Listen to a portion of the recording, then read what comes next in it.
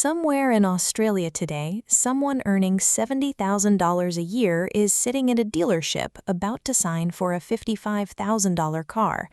They will stretch that loan over 7 years, paying close to $15,000 in interest alone. Within 12 months, that car will have dropped in value by thousands of dollars. They will feel the financial squeeze every single fortnight.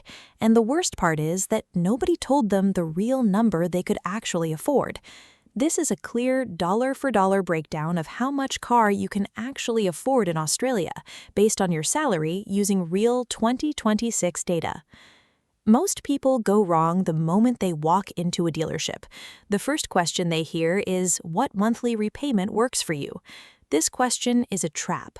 A dealer can make almost any car look affordable by stretching your loan out to 6 or 7 years. As of April 2026, the average car loan in Australia is roughly $37,000, taken over 5 years at an average interest rate of 7.48% for those with good credit. That translates to about $835 a month in repayments. However, if your credit isn't great, rates can soar above 13%, pushing that monthly figure much higher. With the RBA hiking the cash rate twice already this year, lenders are tightening their belts and rates are climbing. Something dealers never mention is depreciation. The moment you drive a new car off the lot, it starts losing value. In Australia, a new car typically drops 10 to 15% in value in the first year alone. On a $50,000 car, that is up to $7,500 gone before your first service. After 5 years, most cars are worth only half of what you paid.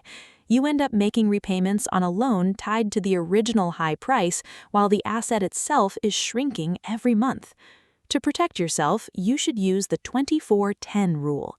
First, put down at least a 20% deposit. Second, finance the car for no more than 4 years. Third, keep your total monthly car costs, including repayments, insurance, fuel, registration, and servicing, under 10% of your gross monthly income.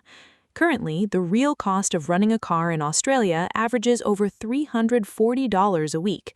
Sydney is the most expensive city for car ownership, with costs peaking above $515 a week, while even in Hobart, the cheapest capital, you're looking at $410 a week.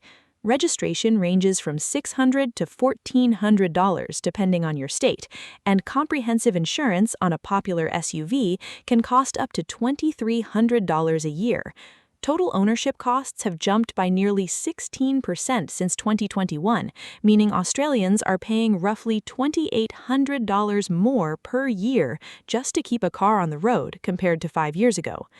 Let's break down the affordability by salary. If you're earning $50,000 a year, your gross monthly income is about $4,167. Using the 10% rule, you have $417 for everything car-related.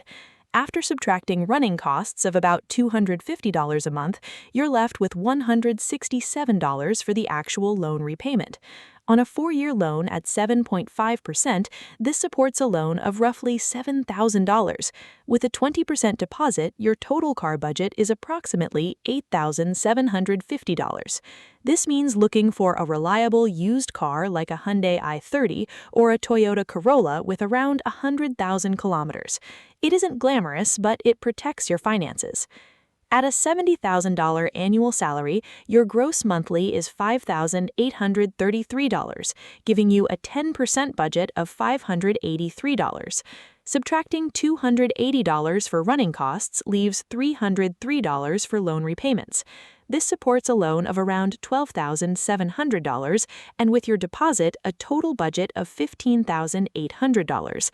This opens the door to newer used cars, perhaps 2 or 3 years old, such as a Kia Cerato or a Mazda CX-3.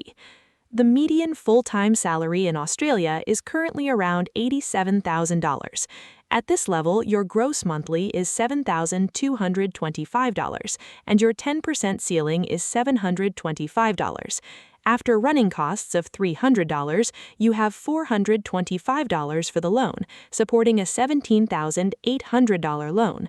With a 20% deposit, your total budget is $22,300. This allows for certified pre-owned options or even entry-level new cars from brands like MG, Chery, or BYD. For those earning $100,000, the math becomes more comfortable. Your gross monthly is $8,333, providing an $833 budget. After $320 in running costs, you have $513 for the loan, supporting $21,500 in financing. With a 20% deposit, your total budget is $26,900.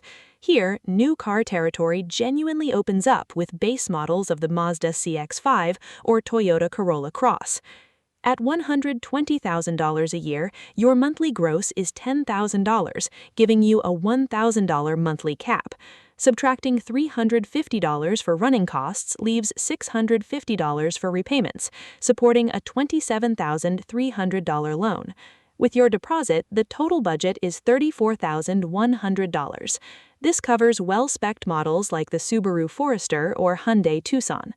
If you're earning $150,000 or above, your monthly gross is $12,500, giving you a $1,250 budget.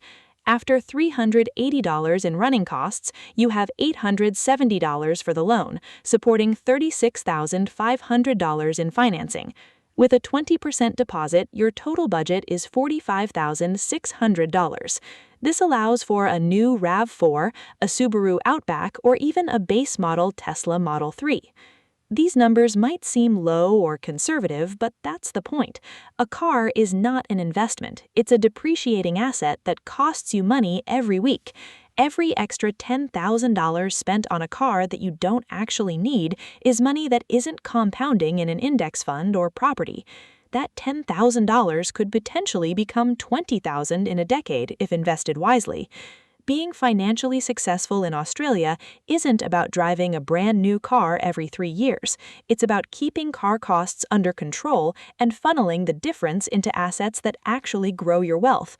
To put this into action, first, find 3 to 5 models that fit your specific salary bracket.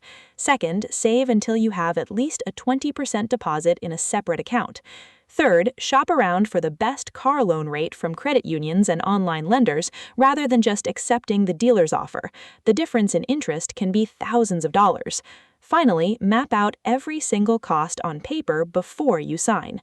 Taking a few minutes to run these numbers might sting initially, but it ensures that your car remains a tool for your life rather than a burden on your future.